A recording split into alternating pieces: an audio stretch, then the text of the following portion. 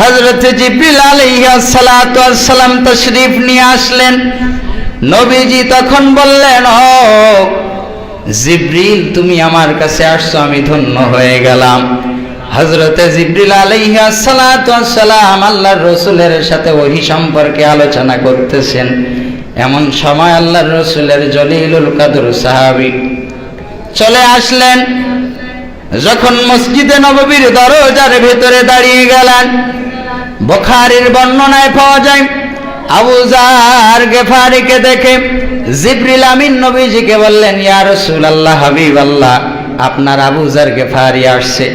নবীজি আমার বললেন, ও ভাই জিবরিল, তুমি কেমনে আমার আবু যার গিফারিকে চেনো? হযরতে জিবরিল আলাইহিস সালাম বললেন, ইয়া রাসূলুল্লাহ, হাবিবাল্লাহ, ওগো নবীজি, শুধু আমি আপনার আবু যার গিফারিকে চিনি না, আল্লাহ তাআলার আরশে আজিম, এই পৃথিবীর জমিনে যত সাহাবায়ে আজমাইন আছেন, যত ফেরেশতা আছেন, প্রত্যেকে আপনার আবু যারকে চেনে। শুধু তাই নয়, আরশে আজিমে আবু যার গিফারির মতো একজন ফেরেশতাকে আল্লাহ তাআলা নিযুক্ত করে রেখেছে। কারণ কি জিবরিল? আমি জানতে চাই। বলে, আবু যার গিফারির ভিতরে দুইটা গুণ আছে। সর্বপ্রথম গুণ হলো হযরতে আবু যার গিফারি রাদিয়াল্লাহু তাআলা সুযোগ পাইলে সূরাতুল ইখলাস তেলাওয়াত করেন। আল্লাহ তাআলা রব্বুল ইজ্জতি ওয়াল জালাল কুরআনুল কারীমের ভিতরে 114 খানা সূরা নাজিল করলেন। কোন সূরার শুরু থেকে শেষ পর্যন্ত আল্লাহর নৈকট্য, আল্লাহর একত্ববাদ নিয়ে আলোচনা নাই, কিন্তু সূরাতুল ইখলাসের শুরু থেকে শেষ পর্যন্ত আল্লাহ তাআলার ইজ্জত আজমত নিয়ে আলোচনা। আপনাকে বড় করার জন্য সবসময় সূরা তেলাওয়াত করেন। আর একটা আমল করে, আবু যার গিফারি রাদিয়াল্লাহু তাআলা সময় পেলে আপনার প্রতি দুরূদ ও সালাম পাঠ করে। নবীজি আমার বললেন, ও জিবরিল, আমার আবু যারের ভিতরে এই গুণ আছে, আমি জানতাম না।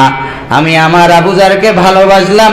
রাসূল বলেন, যে ব্যক্তি আমাকে ভালোবেসে কোনো একটা কাজ করবে, আল্লাহ তাআলা রব্বুল আলামিন কথা দিছে, মুহাম্মদ আমার প্যারা নবী আপনি জানায়া দেন, যেই ব্যক্তি আমাকে ভালোবেসে, আপনাকে ভালোবেসে একটি দিনহার, একটি টাকা ব্যয় করবে, আল্লাহ তাআলা রব্বুল আলামিন তাকে ওই বদৌলতে বিনা হিসাবে জান্নাতে পৌঁছায়া দিবে।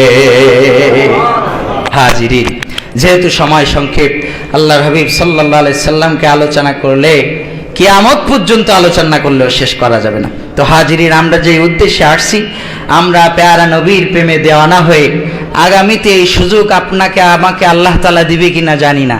এজন্য মনে করতে হবে, এই আমার জীবনের শেষ মিলাদুন নবী, এই নিয়ত করে আল্লাহর দরবারে আল্লাহর হাবিবকে রাশি খুশি করার জন্য বেশি বেশি দান সদকা করতে হবে। আল্লাহ তাআলা রব্বুল আলামিন আমাদের সকলকে তৌফিক দান করেন। এতক্ষণ ধরে যতটুকু আলোচনা করলাম, আল্লাহ তাআলা ইহার উপর আমাকে সহ আপনাদের সকলকে আমল করার তৌফিক দান করেন। ওয়া মা আলাইনা ইল্লাল বালাগ। আসসালামু আলাইকুম ওয়া রাহমাতুল্লাহ।